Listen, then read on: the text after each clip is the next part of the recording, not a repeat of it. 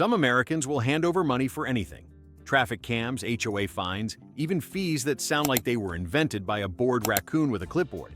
And if you think that's the peak of financial stupidity, trust me, we haven't even stepped into the deep end yet.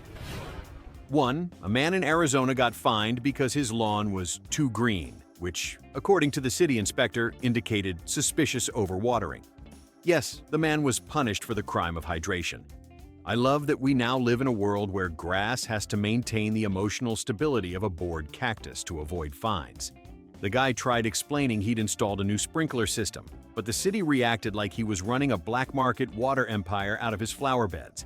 They hit him with a fine large enough to make him consider ripping out the grass entirely and replacing it with gravel, aka the official state plant of Arizona. Now the lawn is dull, dry, and mildly depressed, which apparently is exactly what the city wanted. Congrats everyone, victory for ugly grass. 2. I watched a woman at an airport get fined for gate loitering, which is TSA's polite way of saying existing in a chair slightly earlier than we prefer. She showed up 3 hours early, like every terrified flyer in America, and sat near her gate. Suddenly, an agent swooped in like she just tried to smoke on the runway and informed her she was creating congestion. She was literally the only human in the entire gate area. That's not congestion, that's seating. She tried to argue, but TSA offered 2 options: move to a different gate or pay the fine. She paid it because she correctly identified that arguing with TSA is how you end up on a watch list. Airports don't enforce rules, they improvise them. 3. A guy in Florida got fined because his mailbox was too patriotic. Not illegal, not dangerous, just too patriotic. The HOA claimed his American flag-wrapped mailbox disrupted the neighborhood's visual harmony, which is adorable coming from a board that approved 30 beige houses designed exclusively for people who fear color. He paid the fine because battling an HOA is like battling mold. You might win, but it'll cost time, dignity, and possibly your health. They eventually approved the mailbox again on one condition: the colors couldn't be too vibrant. Imagine telling someone their patriotism needs to be toned down a few notches. Incredible. 4. A couple in Ohio got fined because their trash can was visible from the sidewalk, as if pedestrians might collapse from the horror of seeing a plastic bin doing its job. The city apparently wants trash cans treated like Victorian ankles, hidden at all times. The couple placed it beside their garage, logically where trash goes. But logic is rarely welcome in municipal government. The appeal process required diagrams, photos, and an explanation of their long-term trash storage strategy. For a trash can, they paid the fine, shoved the bin behind a tiny shrub, and now the whole setup looks like it's hiding evidence. Mission accomplished. 5. A man in Texas got fined for having illegally enthusiastic Christmas lights.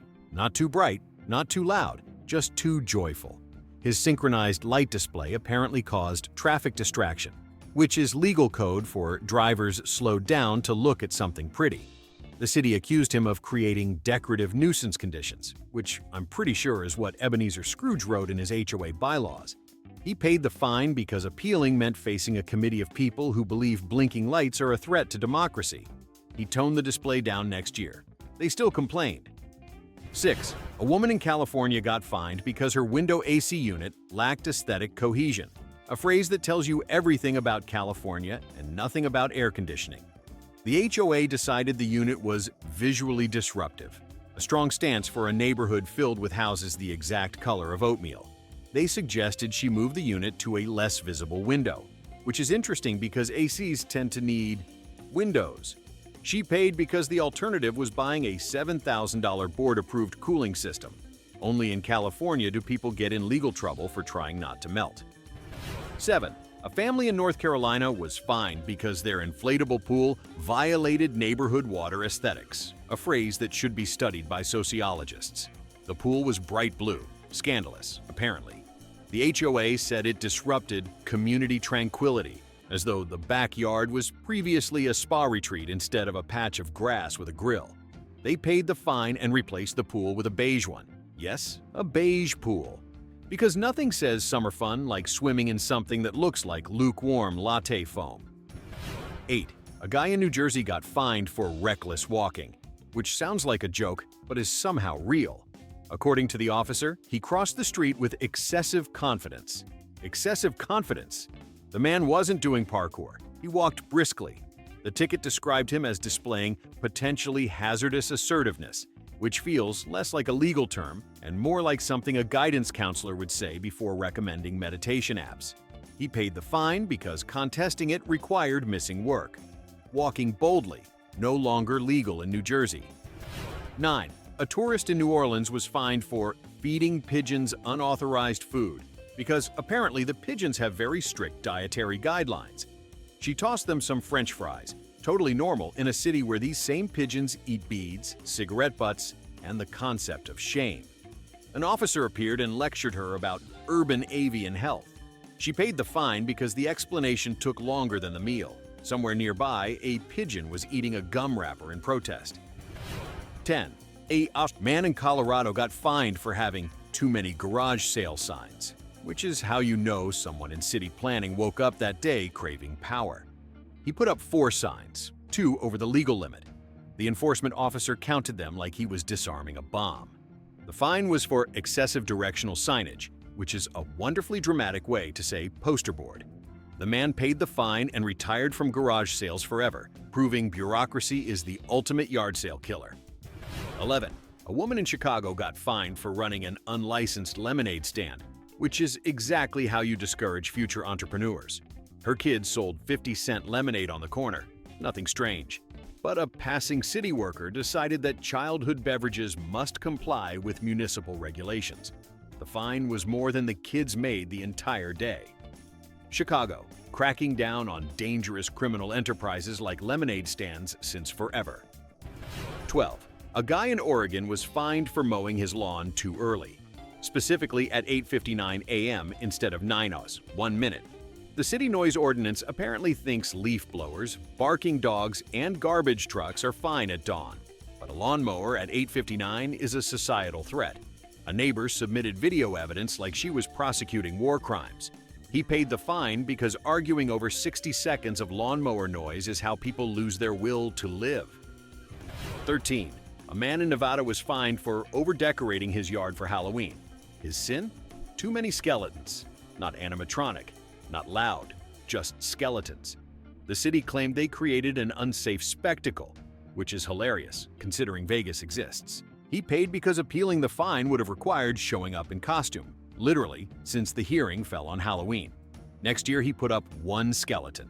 They still complained. 14. A woman in Pennsylvania was fined for having excessively friendly chickens. Her hens wandered to the property line and greeted a neighbor who apparently fears poultry diplomacy. The city fined her for failure to restrain domesticated fowl, which sounds like the title of a children's book gone wrong. She paid, the chickens went back into confinement, and the neighbor continues living in fear of anything with feathers. 15. A man in Washington was fined for leaving his Christmas tree up past January 15th, which the city described as seasonal light pollution. Not a fire hazard, just emotionally offensive. He forgot to take it down, the city mailed him a notice, and he paid the fine because fighting it felt insane. Meanwhile, the city hasn't fixed a pothole since Obama was president. But yes, let's crack down on lingering festive spirits. 16. A man in Maryland got fined because his backyard hammock was considered an unapproved suspended structure, which is an elegant way of saying the HOA hates relaxation. According to the board, a hammock posed a visual disruption to property cohesion, as though the neighborhood was a curated art exhibit and not 43 houses built from the same 3 blueprints. The man tried explaining that it was just 2 trees and some rope, not a pirate ship mast, but they were unmoved. They even mailed him a printed diagram showing permitted ground-level leisure devices, which included chairs and benches, but specifically banned dangling recreational elements. I wish I were exaggerating. They fined him for hanging, wait for it, an object between 2 trees.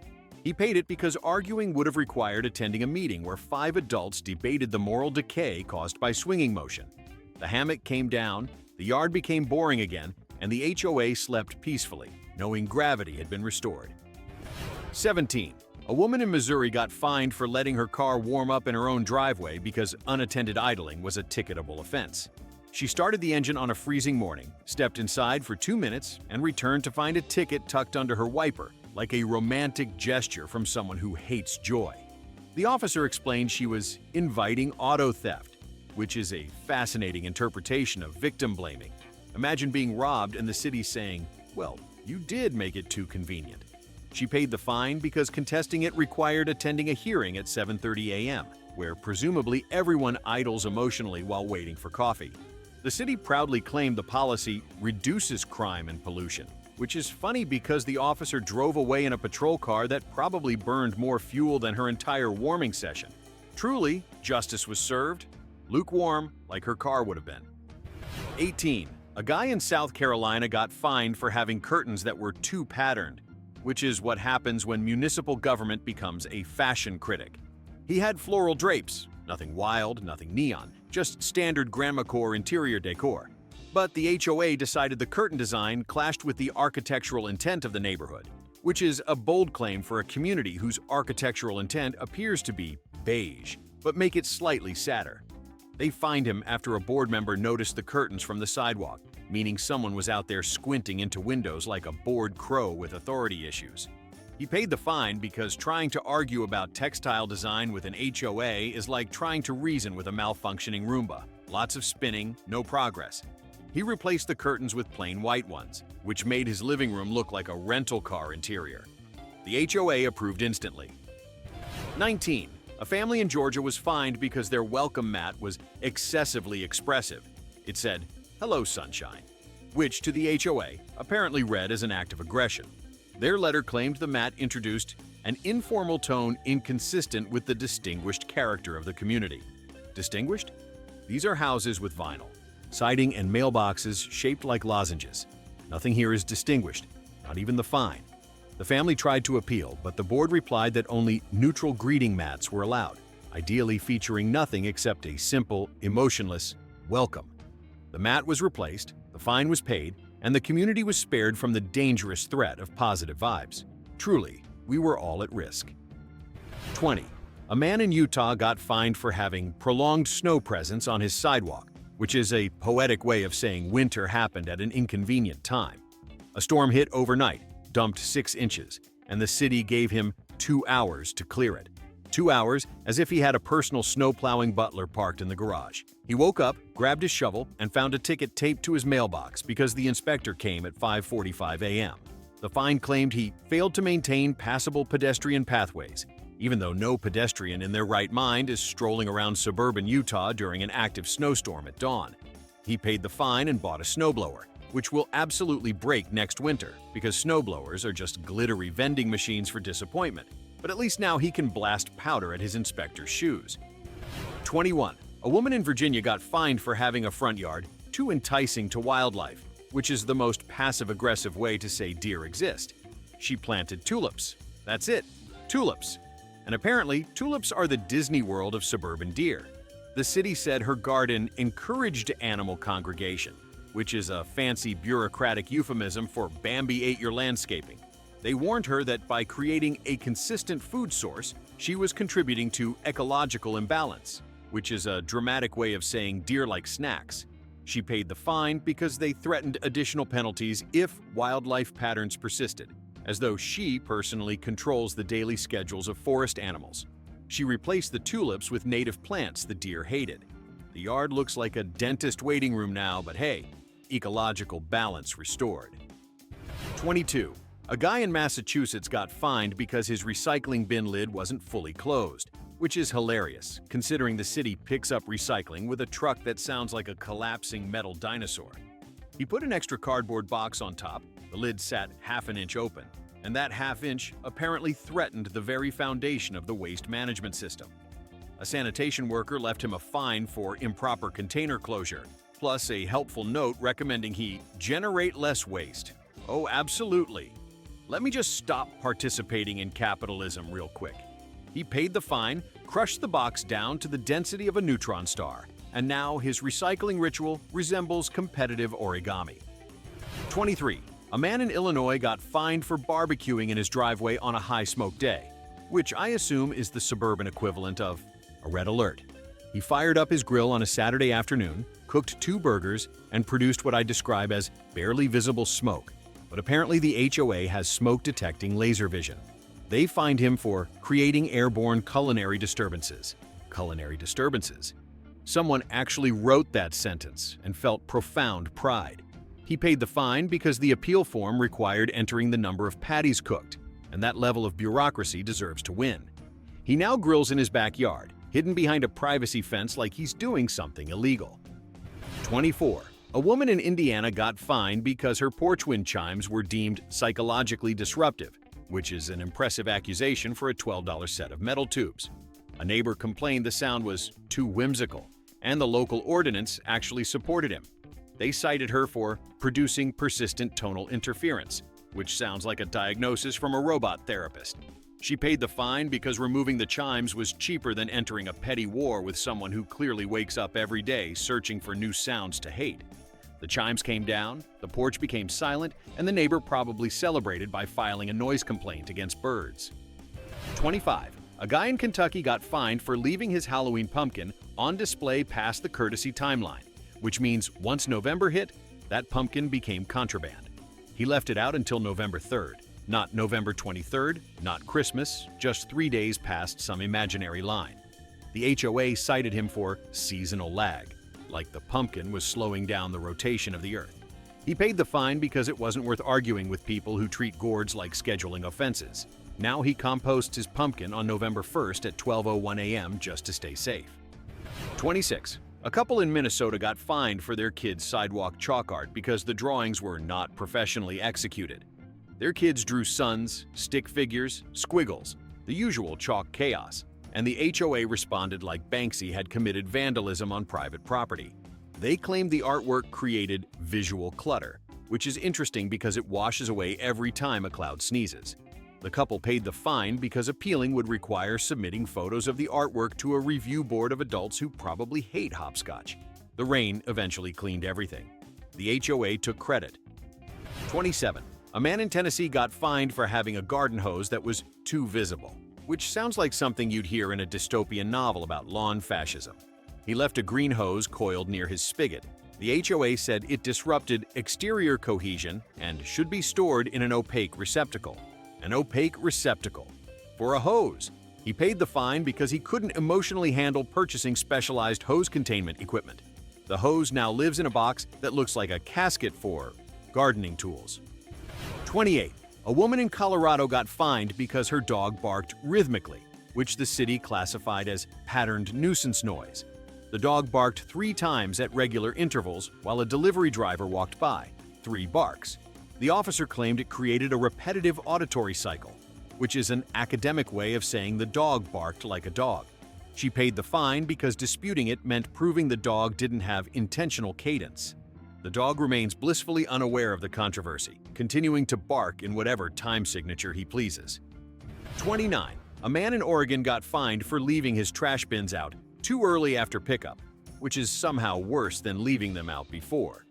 He pulled the bins back to the curb after work, 3 hours after pickup, and apparently this violated the rule stating bins must be retrieved promptly, a word the city defined as within 1 hour. 1 hour. As if people sit at home staring out the window waiting for the trash truck like it's Santa. He paid the fine and now sets an alarm every Tuesday so he can sprint outside the moment the truck leaves. The bins are back in place within minutes, and I'm sure the city sleeps easier knowing punctuality has been restored. And there you have it, proof that American fines are basically performance art. Drop your pick for the dumbest one below, and if you survive this chaos, you know what to do next.